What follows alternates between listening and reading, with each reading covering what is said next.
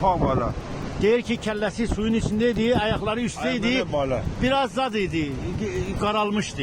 Şu O da avuzunun bamanısı, beden salim mi neyse bu? Lənkəranda itkin düşən balıqçı rayonun Siyavar kənd sakini Mahmud İbayevin meyidinin İranda balıqçılar tərəfindən aşkar olunması və sosial şəbəkələrdə fotosunun paylaşılması barədə məlumat vermişdik.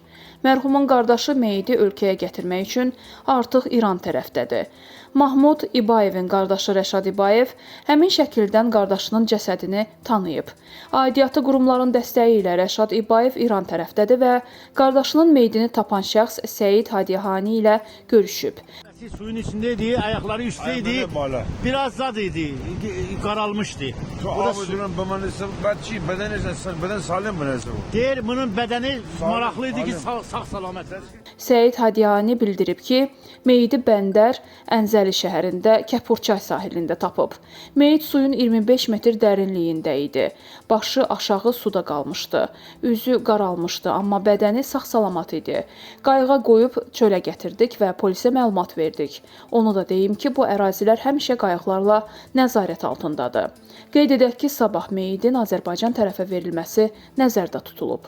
Deyir 25 metr suyun derinliğiydi. O zamanki hadi. buranın suyun derinliği 25 metredir. Hadi.